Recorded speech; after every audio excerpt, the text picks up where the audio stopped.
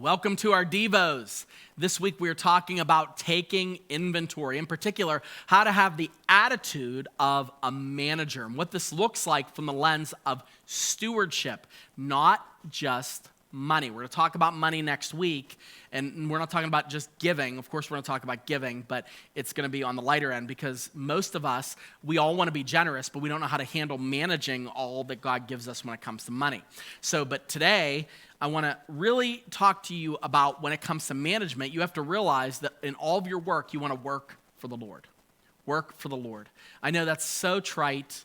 That's so Christian cliche. Put it on a t-shirt, put it on Etsy, all that.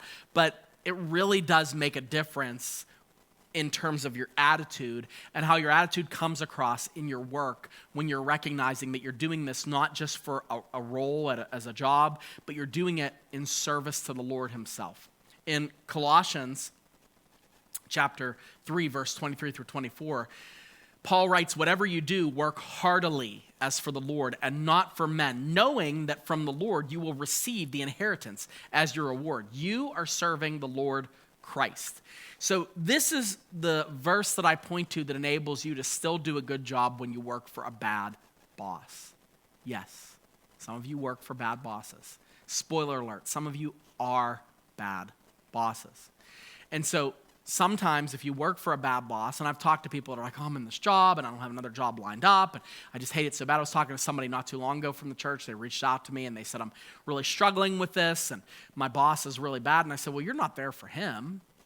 You're there for the Lord. You're there to glorify the Lord with you doing the best job you can." "Yeah, but my boss is so unethical and he cuts corners and he's doing this." I'm like, "Well, you can talk about maybe going to a different company, but your job right now is to be the honest one in the office. Your job right now is to be the one who speaks truth. Your job is to be the one who is faithful in their attendance and their work ethic and all of that stuff.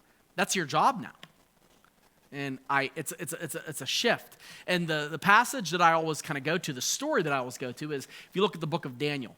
Daniel was uniquely set up in a situation where he was taken from his homeland. He was placed under Babylonian captivity, and then he was forced, not by choice, to work for the godless king Nebuchadnezzar. And what does Daniel do? Oh, he cuts corners. He does the least amount possible. He doesn't want to help the kingdom. No. He works so hard that he keeps getting promoted to the point where he's basically second in command to the king.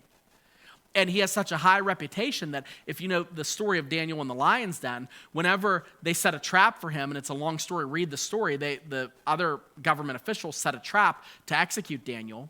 Daniel is so loved by the godless king that when it's found that Daniel has to be executed, the king is beside himself.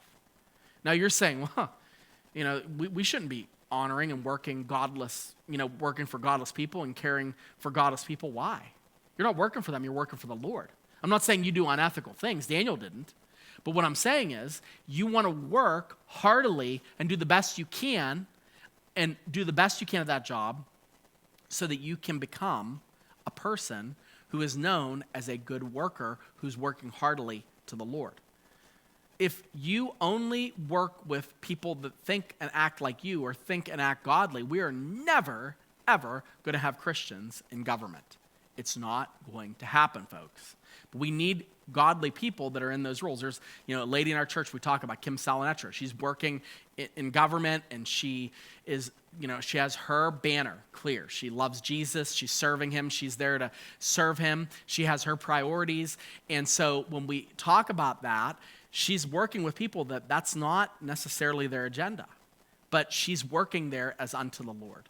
And so you can do that anywhere. You're working for the Lord. So yeah, your job might be bad. Yeah, your boss might be nasty. Yeah, it's a grind. But you're managing your resources, recognizing that it's God that's enabled you to be in that role to begin with. So you want to steward your time there by being the best version of yourself that you can.